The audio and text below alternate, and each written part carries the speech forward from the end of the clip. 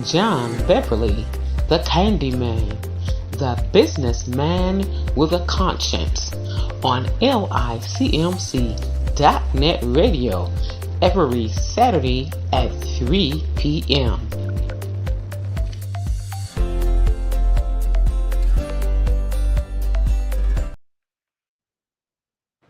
Hello, everyone. This is John Beverly, the businessman with a conscience, here at the Alcumalon Village, where each one reach one, each one teach one.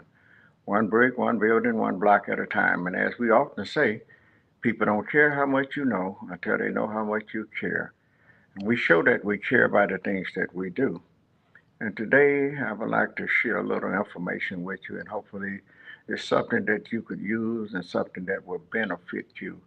And it's somewhat concerning awareness, being aware of what's going on and the things that's happening in the world today. And we dealing with a whole lot of different stuff. The cost of living is high, so we definitely have to be more aware and alert of everything because we don't have money to give away or to throw away, and for people to just take advantage of us. And I just want to make you aware of these, and I'm pretty sure you all already know that there's a lot of stuff that's going on, scam artists and what have you. And I tell people if it sounds too good to be true, the chances are it's not. And just a little information the other day, some experience that I've been having myself, and I'm pretty sure that a lot of you are experiencing some of the same thing with these scam artists, such as sending you money and asking you to take it, and or once you open up your app to receive it, you end up sharing all the information because if your app is not open, then they can't get to it.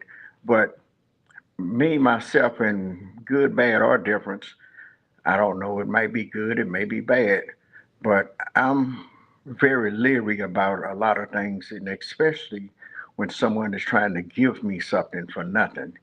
The other day, I had someone Zelled me, and I don't even have a Zelle account, but they Zelled me some money, and I looked at it, and you have to accept it, and once, like I said, once you accept, I mean, how could I? First of all, how am I going to accept it if I don't have an account with Zelle?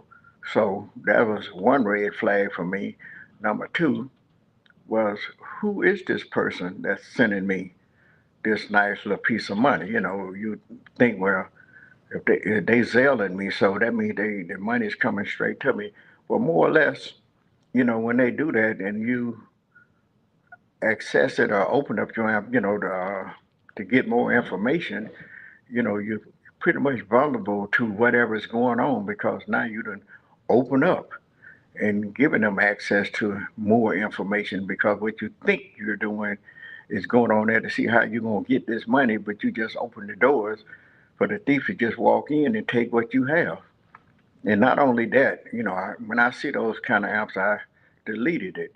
I got another one the other day from National Benefit. They told me that they had downloaded some money on my account. But first of all, how did you get my account number to download some money on it? And and it tells you to go to this link to get more information. And once again, to go to that link, now you just open up your information again for them to have access to it. So I mean, ask yourself the question: if it sounds too good to be true, the chances are it's not true. A lot of times, unfortunately, I tell people, a lot of people want something for nothing. You got to work for what you earn, and every now and then, you might get a legit person to give you something. But most of the time, that person in particular that's giving it, you more or less dealing with them right now or somebody you know. So why would somebody that you don't even know send you some money and tell you to go to a certain app for more information? Well, that's like I say, that's a red flag to me. Uh, I was talking to somebody else, another friend of mine, and he said that his wife they had sent her a check and and mailed it in. I'm pretty sure somebody, I mean somebody that is listening out there, you know what I'm talking about. And they sent her a check and said, well, all you have to do, and you know they text backwards and forth, and how do you somebody trust you to send you a check for $1,000 or $2,000 and tell you what they want you to do is take that check and go cash it. And some of us do, unfortunately.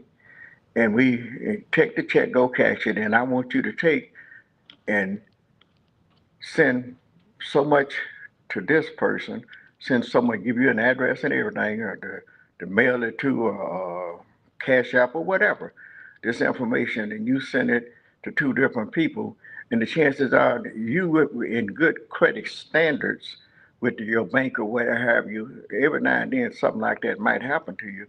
But what they do is based upon your good standards.